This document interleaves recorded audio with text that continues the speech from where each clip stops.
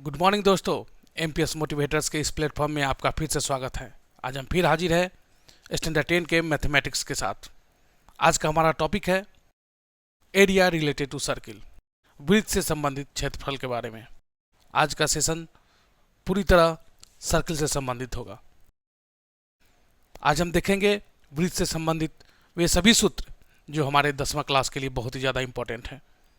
साथ ही देखेंगे कुछ ऐसे क्वेश्चन जो हमारे बोर्ड एग्जाम से रिलेटेड है, जो एग्जाम के मद्देनजर बहुत ही ज़्यादा महत्वपूर्ण है। उस क्वेश्चन को देखेंगे जो हमारे एक्सरसाइज बनाने में हमारी मदद करेगी। चलिए स्टार्ट करते हैं आज का सेशन। पहले देखते हैं कुछ टर्म जो कि सर्किल से जुड़े हुए हैं, उसके बाद देखेंगे सूत्र। दोस्तों पहले भी हमने ज्योमेट्री पार्ट 3 में और मेंसुरेशन के पार्ट 1 में ये सभी चर्चा किया है। डिस्क्रिप्शन में लिंक भी है, इसका डिटेल जानकारी आप ले सकते हैं। लेकिन हमने यहाँ उस टॉपिक को ही डाला है जो कि हमारे 10वां क्लास से रिलेटेड है। आप इसी टर्म को देखें और जो भी सूत्र बताया गया है उसको बार बार रिकॉल करें ताकि क्वेश्चन बनाने में कोई परेशानी ना हो। सर्किल एक ऐसा सिंपल क्लोज्ड फिगर है जो कि कर्व लाइन से बना होता है। जो फर्स्ट टाइम देख रहे हैं सर्किल के बारे में उनको हम बताना चाहेंगे कि जैसे एक वायर है, मेरे हाथ में वायर है, अगर इसको हम यहाँ से पकड़ लिए और एक छोर को इस तरह नचाते हैं, ध्यान से देखिए, नचाने के बाद जो इसका पाथ बन रहा है वो सर्कुलर पाथ है और ये जो पाथ है राउंड, इसी को हम लोग सर्किल कहते हैं। ये जो पाथ है वो सर्कुलर पाथ है, यानी कि जो पाथ बना है अगर उसको हम राउंड करें, एक लाइन ड्रॉ कर दे तो हमें एक सिंपल क्लोज्ड फिगर प्राप्त होगा जिसको कि सर्किल कहेंगे। या फिर आप इस प्रकार समझ सकते हैं, या देखिए यह एक सीडी कैसेट है। सीडी कैसेट है, अगर इसके चारों तरफ से हम एक पेंसिल से ड्रॉ करें या मार्कर से ड्रॉ करें यहाँ बोर्ड पे, तो जो हमें सिंपल क्लोज फिगर प्राप्त होगा वह हो जाएगा सर्किल। या फिर आप इसको देख सकते हैं, अगर इसको यहाँ पे रख के इसके चारों तरफ बाउंड्री पे हम अगर मार्कर से लाइन ड्रॉ करें तो हमें सर्किल प्राप्त होगा। या फिर इससे समझे, जैसे हमारे पास एक रिंग है, अगर रिंग के चारों तरफ इसको अंदर से या बाहर से भी अगर चारों तरफ लाइन ड्रॉ करें तो हमें सर्किल की प्राप्ति होगी। यह क्या हो गया? सर्किल। सर्किल एक ऐसा सिंपल क्लोज्ड फिगर है जिसमें देखिए इस सर्किल बाउंड्री पर जितने भी पॉइंट्स है उनका डिस्टेंस एक फिक्स्ड पॉइंट से सेम है। यानी a circle is a collection of all those points whose distance is constant from a fixed point. यहाँ पे फिक्स्ड पॉइंट, इसको O मान लेते हैं, यह फिक्स्ड पॉइंट है O, जिसका डिस्टेंस सर्किल के किसी भी पॉइंट से देखें तो सेम होगा, फिक्स्ड होगा। OA मान ली कि O से सर्किल पर एक पॉइंट है A जिसका डिस्टेंस है OA, OB, ये सभी क्या है? सेम है। अगर यहाँ 5 सेंटीमीटर है तो यहाँ भी 5 सेंटीमीटर होगा, अगर यहाँ 8 सेंटीमीटर है तो यहाँ भी 8 सेंटीमीटर होगा। तो जो ये फिक्स्ड पॉइंट है इसको सेंटर कहते हैं, और जो यहाँ पे कांस्टेंट डिस्टेंस है इसको रेडियस कहते हैं। रेडियस को इस प्रकार भी डिफाइन कर सकते हैं कि एक ऐसा लाइन सेगमेंट जिसका कि एंड पॉइंट्स एक सेंटर पर हो और एक सर्किल पर हो, उसे हम रेडियस कहते हैं। अब देखते हैं एक ऐसा लाइन सेगमेंट, जैसे CD एक लाइन सेगमेंट है जिसका दोनों एंड पॉइंट सर्किल पर हो, उसे क्या कहेंगे? तो एक ऐसा लाइन सेगमेंट जिसका दोनों एंड पॉइंट्स सर्किल पे हो उसे कोड कहते हैं। कोड यानी जीवा। और यहाँ ध्यान से देखने पर पता चल रहा है कोड जो है सर्किल को दो भागों में बांट रहा है। कोड जो है यह कोड सर्किल को दो भागों में बांट रहा है, एक बड़ा वाला जिसमें सेंटर है और एक छोटा वाला। तो जो बड़ा वाला पार्ट है उसको मेजर सेगमेंट कहते हैं और जो छोटा वाला पार्ट है उसको माइनर सेगमेंट कहते हैं। माइनर सेगमेंट आर्क और कोड को मिलाकर बना है, मेजर सेगमेंट भी कोड और आर्क को मिलाकर बना है। ये आर्क क्या होता है? तो part of circle is called arc. ये जो कर्व लाइन है इसी को आर्क कहते हैं। Arc, part of circle is called arc, चाप। जो छोटा वाला आर्क है उसको माइनर आर्क यानी लघु चाप, और जो बड़ा वाला आर्क है जिसमें सेंटर है उसे मेजर आर्क यानी दीर्घ चाप कहते हैं। तो माइनर आर्क और कोड मिलाकर जो क्षेत्र बना है इसे माइनर सेगमेंट कहते हैं, और यह जो बड़ा वाला है उसे मेजर सेगमेंट कहते हैं। इसमें जो भी पॉइंट्स है, जैसे कि ओ अंदर में है, A B C D circle पे है, अगर बाहर एक पॉइंट ले लिए ई, तो यह सर्किल के बाहर है। यानी जो सर्किल के अंदर है उसे इंटीरियर कहेंगे, जो बाहर है उसे एक्सटीरियर कहेंगे, और जो पॉइंट सर्किल पे है बी ए डी सी ये सब ऑन द सर्किल कहलाएंगे। और जो इंटीरियर पार्ट है और जो सर्किल का बाउंड्री है इसको मिलाकर बनता है सर्कुलर रीजन। कोड जब सेंटर से होकर गुजर जाए, कोड जब सेंटर से होकर गुजर जाए, एक ऐसा कोड जो कि सेंटर से होकर गुजर जाए उसे डायमीटर कहते हैं। और डायमीटर यानी व्यास वृत्त की सबसे लंबी जीवा जो इसको बराबर दो भागों में बांटती है। यानी कि जो भी जीवा है डायमीटर इसको दो बराबर भागों में बांट रही है। हर एक भाग को सेमी सर्किल कहते हैं, अर्धवृत्त कहते हैं। यहां से यहां, यहां से यहां, यहां जो आर्क बन रहा है दोनों इक्वल है। यहाँ पे ना कोई माइनर आर्क है ना मेजर आर्क है, दोनों सेम है जिसको कि सेमी सर्किल कहते हैं, अर्धवृत्त कहते हैं। एक ऐसा लाइन सेगमेंट जो कि सेंटर से होकर गुजरे और जिसका दोनों एंड पॉइंट्स सर्किल पे हो उसे डायमीटर कहते हैं। इस प्रकार हम देखते हैं कि डायमीटर जो होता है रेडियस का दुगुना होता है।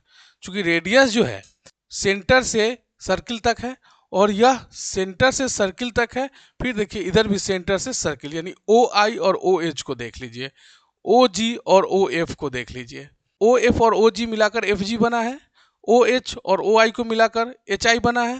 ये सभी डायमीटर है, H I F G diameter है।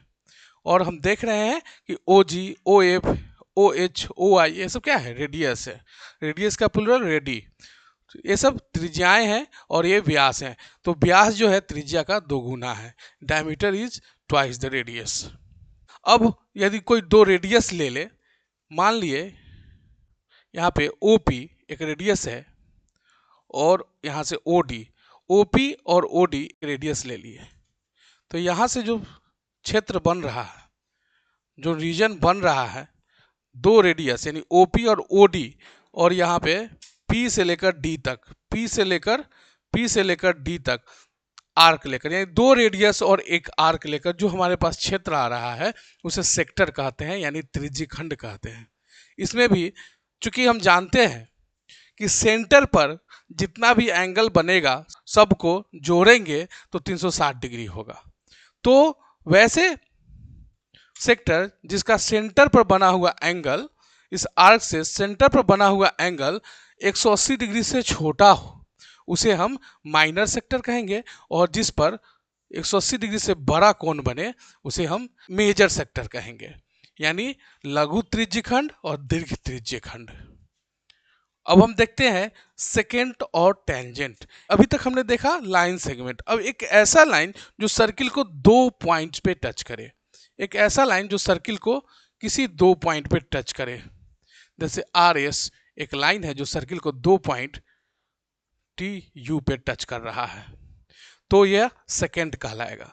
वहीं यदि ऐसा कोई लाइन है जो सर्किल को किसी एक पॉइंट पे टच करते हुए चला जाए, जैसे कि यहाँ पे अगर मान लिए M और N एक लाइन है जो सर्किल को यहाँ पर W पर टच कर रहा है, एक पॉइंट पे टच कर रहा है, तो यह टेंजेंट कहला जाएगा, यानी स्पर्श रेखा।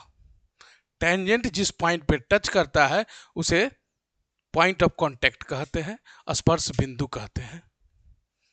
अभी तक हमने देखा सर्किल, सेंटर, रेडियस, डायमीटर, कोड, arc, minor arc, major arc, segment, minor segment, major segment, sector, minor sector, major sector, secant, tangent.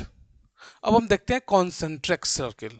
Concentric circle यानी संकेंद्रीय वृत्त। नाम से ही लग रहा है कि केंद्र सेम होगा और उसका त्रिज्या अलग अलग होगा, चूंकि वृत्त बनाने के लिए त्रिज्या की आवश्यकता है। तो जैसे O सेंटर है, मान लिए कि एक 4 सेंटीमीटर रेडियस से हम सर्किल बना दिए, फिर रेडियस 4 सेंटीमीटर के बदले हम 6 सेंटीमीटर ले लिए और इससे एक सर्किल बना दिए। फिर इसी तरह 7 से बना दिया, 8 से बना दिए, यानी रेडियस अलग अलग लेते गए, सेंटर सेम है, तो जो हमें सर्किल प्राप्त होगा उसे हम संकेंद्रीय वृत्त यानी कॉन्सेंट्रिक सर्किल कहेंगे। उम्मीद करते हैं सर्किल के ये सभी टर्म आपको भली भांति समझ में आ गया होगा। फिर भी यदि कोई दिक्कत है तो आप हमें कमेंट करें ताकि हम उसे और क्लियर वे में समझा सकें, या फिर आप इस नंबर पे व्हाट्सएप करें ताकि मुझे आपके डाउट को क्लियर कर पाने में मदद मिले। सर्किल में रेडियस और डायमीटर में संबंध होता है कि डायमीटर जो है रेडियस का दोगुना होता है और इस हिसाब से रेडियस डायमीटर का आधा होता है। तो उसका पेरीमीटर निकालना रहे, जिसको कि सरकमफ्रेंस कहते हैं, परिधि कहते हैं, तो 2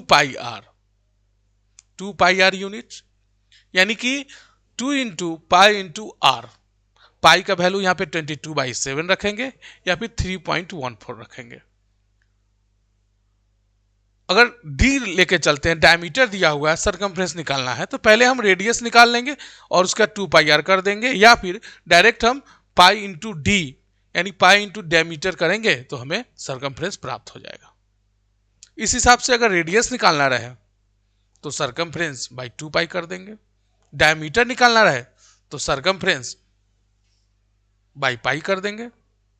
एरिया की बात करें, क्षेत्रफल निकालना है, तो क्षेत्रफल निकालने के लिए पाई आर स्क्वायर, जो आर का वैल्यू दिया रहेगा उसका वर्ग करेंगे, स्क्वायर करेंगे और उसमें 22/7 से मल्टीप्लाई करेंगे। उस हिसाब से रेडियस निकालना रहे तो एरिया बाई पाई का रूट कर देंगे, तो हमें सर्किल का इस प्रकार से फॉर्मूला प्राप्त होता है। इसी के अंदर जाते हैं और हमें एरिया ऑफ सेक्टर निकालना रहे, एरिया ऑफ सेगमेंट निकालना रहे, तो चूंकि हम जानते हैं सेंटर पर 360 डिग्री एंगल बनता है, तो सेक्टर का जो एंगल दिया रहेगा तो पाई आर स्क्वायर पूरा सर्किल का एरिया हो गया, उसमें इंटू कर देंगे यानी मल्टीप्लाई कर देंगे थीटा बाई 360 डिग्री। थीटा यहाँ पे एंगल को डिनोट कर रहा है, जो एंगल दिया हुआ है। अगर थीटा 60 डिग्री दिया हुआ है, जो यहाँ पे आर्क से एंगल जो सेंटर पे बनाया गया अगर 60 डिग्री है, तो pi R square into 60 degree by 360 degree कर देंगे। इस प्रकार करके हम सेक्टर का निकाल लेंगे। अगर सेगमेंट को निकालना हो तो सेगमेंट का अगर निकालना है, जैसे माइनर सेगमेंट का निकालना है, तो यहाँ पर थीटा 60 डिग्री दिया हुआ है, तो पहले हम सेक्टर का निकाल लेंगे और उसमें इस ट्रायंगल का एरिया हम सब्ट्रैक्ट कर देंगे, तो हमें सेगमेंट का एरिया प्राप्त हो जाएगा।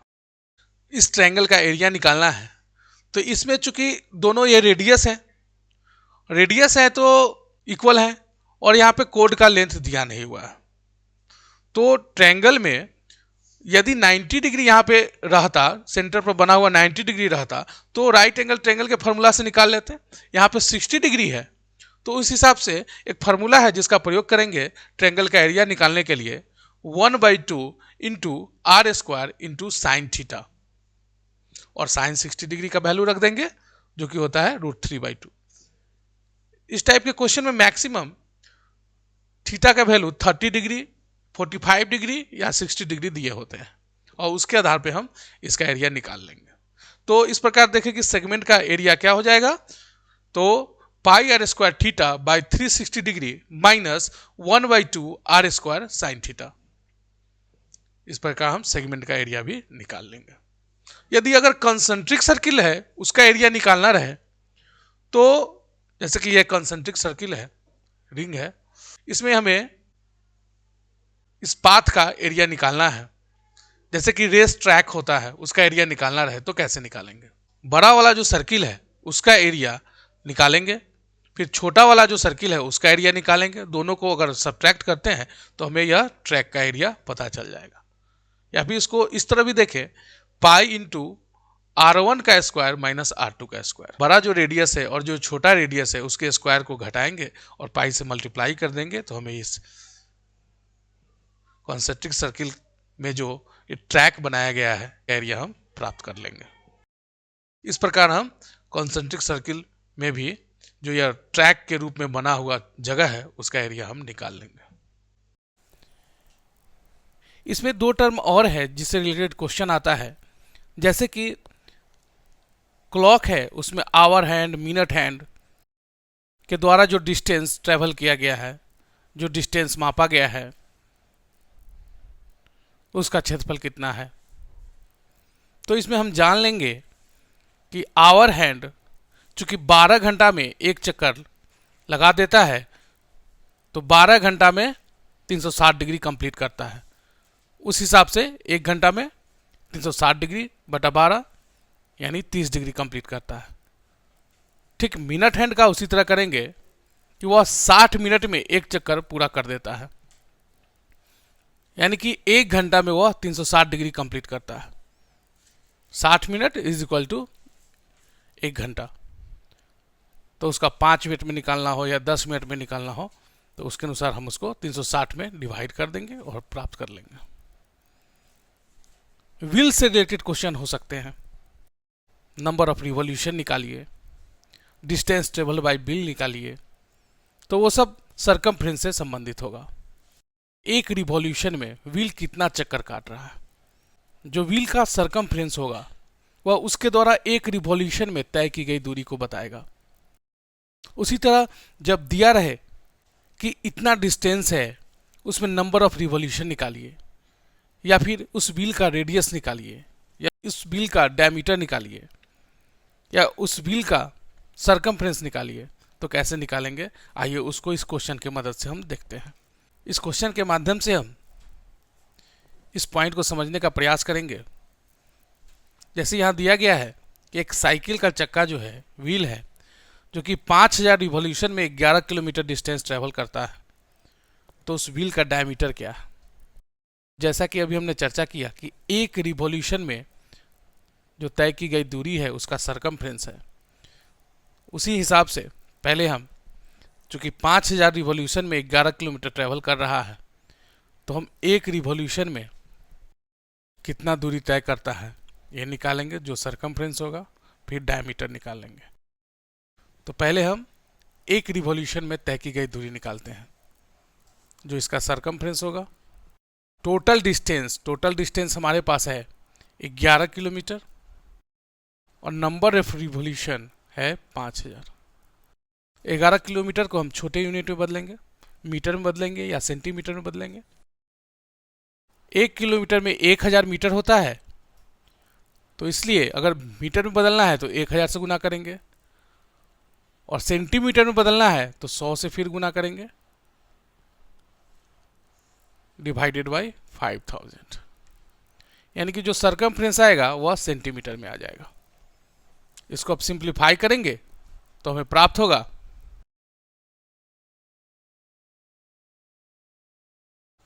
220 सेंटीमीटर।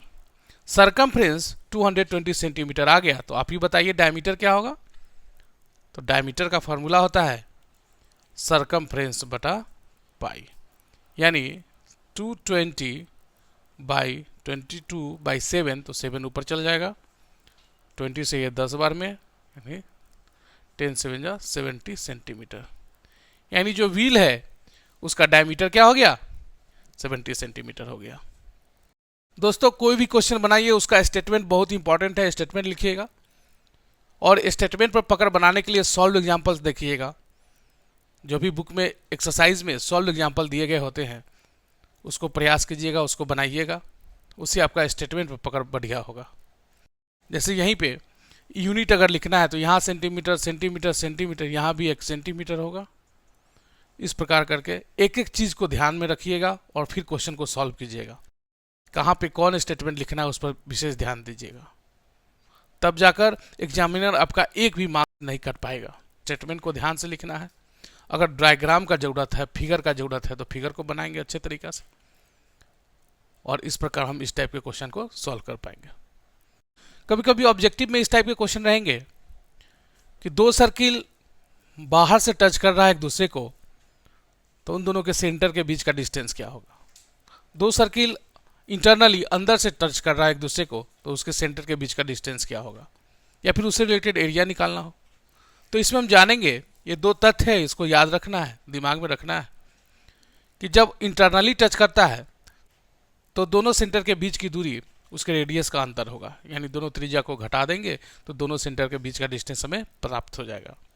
वही अगर एक्सटर्नली टच कर रहा है तो उस स्थिति में दोनों रेडियस को जोड़ना होगा, यानी दोनों त्रिज्याओं का जो जोड़ होगा, योगफल होगा, वह दोनों सेंटर के बीच के दूरी को तय करेगा। इस टाइप के क्वेश्चन मैक्सिमम ऑब्जेक्टिव में देखने को मिलते हैं, वस्तुनिष्ठ प्रश्न में। इन सभी तथ्य को आप ध्यान में रखिएगा। कंसेंट्रिक सर्किल से रिलेटेड एक क्वेश्चन बार बार एग्जाम में पूछता है संकेंद्रीय वृत्त से, जिसमें आंतरिक त्रिज्या बाह्य त्रिज्या दिया रहता है। कभी कभी 3 वृत्त को मिलाकर संकेंद्रीय वृत्त बने होते हैं, उसमें 3 त्रिज्याएं प्राप्त होते हैं या फिर तीनों त्रिज्याएं का अनुपात प्राप्त होता है। उसमें से किसी एक का परिधि पता रहेगा, सर्कमफ्रेंस, और उससे रिलेट करके हमें जो सर्कुलर पाथ बनेगा या कंसेंट्रिक सर्किल का जो एरिया होगा उसको निकालना होगा। तो उसमें हम pi R square minus R square का प्रयोग करेंगे, यानी 22/7 इंटू ब्रैकेट में जो बड़ा वाला रेडियस है उसका स्क्वायर निकालेंगे, माइनस जो छोटा वाला रेडियस है उसका स्क्वायर निकालेंगे, और इस प्रकार करके कंसेंट्रिक सर्किल का हम एरिया प्राप्त कर लेंगे। ऑब्जेक्टिव क्वेश्चन में क्वेश्चन रहेंगे, कंफ्यूज नहीं होना है, ध्यान में रखना है। अगर डायमीटर का रेशियो दिया हुआ है, सर्कमफ्रेंस का रेशियो निकालना है तो सेम वही आंसर हो जाएगा। रेडियस का रेशियो दिया हुआ है, सर्कमफ्रेंस का रेशियो निकालना है तो सेम वही आंसर हो जाएगा। डायमीटर या रेडियस का रेशियो दिया रहे और एरिया का रेशियो निकालना रहे तो उसका स्क्वायर हो जाएगा। इस टाइप के क्वेश्चन को हम इसी तरह बनाएंगे, कम समय में बनाएंगे। ऑब्जेक्टिव में इस टाइप के क्वेश्चन मैक्सिमम टाइम पूछे जाते हैं। एक क्वेश्चन और रहता है, इस क्वेश्चन को देखते हैं, बहुत ही इंपॉर्टेंट क्वेश्चन है। शेडेड रीजन का क्षेत्रफल निकालना है। यहाँ दिया गया है कि ABC एक राइट एंगल ट्रायंगल है जिसमें एंगल A राइट एंगल है। यहाँ पे प्राप्त है हमें AB is equal to 6 centimetre, BC is equal to 10 centimetre, और यहाँ पे सेंटर I दिया गया है। एक इन सर्किल है, अंतःवृत्त है। तो जैसा कि हम अंतःवृत्त में जानते हैं कि इसका जो रेडियस होगा सभी भुजाओं पर लंब होगा, और शेडेड रीजन का एरिया निकालना है। इसके लिए हमें जो ट्रायंगल है, त्रिभुज का क्षेत्रफल निकाल लेंगे, और उसमें सर्किल का जो एरिया है, वृत्त का जो क्षेत्रफल है उसको घटा देंगे तो हमें शेडेड रीजन का क्षेत्रफल प्राप्त हो जाएगा। चलिए इसको बनाकर देखते हैं। यहाँ पर हमें प्राप्त है AB is equal to 6 centimetre, BC is equal to 10 centimetre. तो यहाँ हम देख रहे हैं कि एक परपेंडिकुलर का काम कर रहा है, एक हाइपोटेनस का काम कर रहा है। तो बेस निकालने के लिए क्या करना होता है, हाइपोटेनस का स्क्वायर माइनस परपेंडिकुलर का स्क्वायर, यानी कि CA हो जाएगा 10 का स्क्वायर माइनस 6 का स्क्वायर सेंटीमीटर, यानी 100 माइनस 36 सेंटीमीटर, जो कि आ जाएगा 64√अंडर सेंटीमीटर, यानी 8 सेंटीमीटर। यानी ट्रायंगल का हमें यहाँ प्राप्त हो गया, बेस भी परपेंडिकुलर और बेस दोनों प्राप्त हो गया। तो एरिया ऑफ ट्रायंगल होता है 1/2 इंटू बेस इंटू हाइट, यानी कि 6 इंटू 8, यानी कि 1/2 into product of its leg. Right angle triangle में 1/2 into product of perpendicular and base, तो हो जाएगा 2 3 जा 6, 8 3 जा 24, यानी 24 centimetre square. Centimetre square unit रखेंगे, एरिया ऑफ ट्रायंगल हमें प्राप्त हो गया। Area of triangle 24 centimetre square हमें प्राप्त हो गया। अब हमें एरिया ऑफ सर्किल ज्ञात करना है। तो एरिया ऑफ सर्किल के लिए हमें रेडियस चाहिए होगा। यहाँ रेडियस नहीं है, लेकिन इस क्वेश्चन के माध्यम से हमें देखने को मिल रहा है कि जो भी इसका रेडियस है सभी परपेंडिकुलर है उसके साइड पे। और इस फिगर के मुताबिक इस ट्रायंगल के एरिया को हम इस प्रकार भी लिख सकते हैं, जो कि 3 छोटे छोटे त्रिभुज मिलाकर बने हैं। तो 1/2 into base into height, 1/2 into base into height और 1/2 इंटू बेस इंटू हाइट, इस प्रकार हम करेंगे और उस त्रिभुज के क्षेत्रफल जो कि पहले वाले त्रिभुज का क्षेत्रफल है उसके बराबर कर देंगे।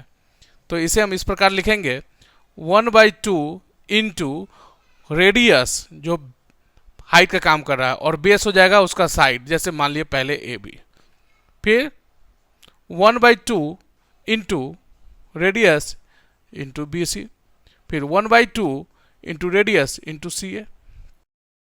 अब यहाँ ध्यान से देखिए कि इस तीनों में 1/2 इंटू R कॉमन है, हो जाएगा AB plus BC plus CA। और चूंकि यहाँ हम देख रहे हैं कि जो क्षेत्रफल आ रहा है तीनों त्रिभुज के क्षेत्रफल को जोड़ते हैं तो बड़ा वाला त्रिभुज का क्षेत्रफल हमें प्राप्त हो जाता है, जो कि पहले से हमें 24 पता है। तो जब 24 पता है तो यहाँ पे इसके इक्वल में हम 24 कर देंगे तो हमें R का वैल्यू प्राप्त हो जाएगा। AB, BC और CA के स्थान पर हम मान रखते हैं तो हमें प्राप्त हो जाएगा 1/2 इंटू R, और AB, BC, CA पता है हमें 6, 10 और 8, तो यानी कि 10, 6, 16, 8, 24। तो यहाँ से हमें R का मान पता चल गया, 2 हो जाएगा, 2 सेंटीमीटर। अब रेडियस चूंकि 2 सेंटीमीटर आ गया तो हम इसका क्षेत्रफल निकाल सकते हैं। क्या होगा क्षेत्रफल? पाई आर स्क्वायर, जो कि हो जाएगा 3.14 इंटू R स्क्वायर, जो कि हो जाएगा 2 इंटू 2 सेंटीमीटर स्क्वायर। इसे सिंप्लीफाई करेंगे तो प्राप्त हो 12.56 सेंटीमीटर स्क्वायर। अब यहाँ पे हमें वृत्त का क्षेत्रफल प्राप्त हो गया और इधर त्रिभुज का क्षेत्रफल प्राप्त है।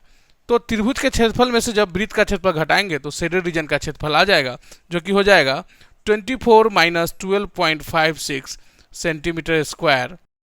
पॉइंट के बाद 2 अंक है तो लाइक डेस में बदलेंगे, 0.00 कर देंगे और उसके बाद हमारा आ जाएगा 11.44 सेंटीमीटर स्क्वायर। शेडेड रीजन का एरिया क्या हो गया? 11.44 सेंटीमीटर स्क्वायर। इस प्रकार से इस क्वेश्चन को हम समझ सकते हैं और उसको आसानी से हम बना सकते हैं। हमें इस टाइप के और भी क्वेश्चन देखने को मिलेंगे, बस हमें यह ध्यान रखना है कि जो फिगर दिया गया है उसको भली भांति समझ लेना है, और जब फिगर समझ में आ जा रहा है तो क्वेश्चन को हम बना लेंगे। अब देखते हैं दूसरा प्रश्न और रहता है जो बार बार एग्जाम के पेपर में देखने को मिलता है। क्वेश्चन यहां दिया गया है, 3 वृत्त है जिनकी त्रिज्याएं, जिनका रेडियस 6 सेंटीमीटर दिया गया है। तीनों वृत्त आपस में टच कर रहा है, तो टच करने के बाद जो बीच में जो क्षेत्र आया, जो कि सेट करके दिखाया गया है, उसका क्षेत्रफल क्या होगा? तो बहुत ही साधारण प्रश्न है, लेकिन बच्चे कंफ्यूज हो जाते हैं। यहां ध्यान से देखिए, अगर तीनों के सेंटर को आपस में मिला दें, एक समबाहु त्रिभुज, एक इक्विलेटरल ट्रायंगल का निर्माण होता है, और चूंकि रेडियस 6 सेंटीमीटर है इसलिए यहां पर इस समबाहु त्रिभुज इक्विलेटरल ट्रायंगल का साइड हो जाएगा 12 सेंटीमीटर, 12 सेंटीमीटर, 12 सेंटीमीटर, 12 सेंटीमीटर। अब फिर आप ही देखिए, खुद बताइए कि शेडेड रीजन का एरिया क्या हो जाएगा। तो देखने से ही ज्ञात हो रहा है कि त्रिभुज का क्षेत्रफल निकाल लेंगे, इक्विलेटरल ट्रायंगल का एरिया निकाल लेंगे √3/4 इंटू साइड स्क्वायर, और जो ये सेक्टर बन रहा है, 3 इक्वल सेक्टर हमारे पास प्राप्त है। चूंकि इक्विलेटरल ट्रायंगल है तो थीटा यहां पे हो जाएगा 60 डिग्री। तो सेक्टर का फॉर्मूला होता है pi R square theta by 360 degree. तो यहाँ 22/7 इंटू आर के जगह पर रख देंगे 6 सेंटीमीटर, और थीटा के जगह पर रख देंगे 60 डिग्री। इस तरह हम देख रहे हैं कि 3 सेक्टर हैं, 3 त्रिज्यखंड है, अगर उनका क्षेत्रफल निकाल लिया जाए, आपस में जोड़ दिया जाए, और जो त्रिभुज का क्षेत्रफल है वह निकाल लिया जाए और दोनों को घटा दिया जाए, तो जो हमें अंतर प्राप्त होगा वही शेडेड रीजन का क्षेत्रफल हो जाएगा, एरिया हो जाएगा। दोस्तों, इस क्वेश्चन को हम आपके लिए छोड़ते हैं, इसका आंसर आप कमेंट कीजिएगा क्या होगा, और इसके अलावा और भी क्वेश्चंस जो एक्सरसाइज में दिए गए हैं बनाइएगा। कोई भी डाउट हो तो आप हमें मैसेज कीजिएगा, इस व्हाट्सएप पे क्वेश्चन बनाकर भेजिएगा, हम पर्सनली उसको चेक करेंगे। उम्मीद करते हैं आपसे सभी क्वेश्चन बन जाएंगे। फिर भी यदि कोई दिक्कत हो तो आप कमेंट करें। यदि वीडियो अच्छी लगी हो तो आप इसे लाइक करें, दोस्तों में शेयर करें, ताकि उन्हें भी इसका लाभ मिल सके। आज के लिए इतना ही, फिर मिलते हैं अगले सेशन में एरिया रिलेटेड टू सर्किल, वृत्त से संबंधित क्षेत्रफल के कुछ और क्वेश्चन के साथ। आज के लिए इतना ही।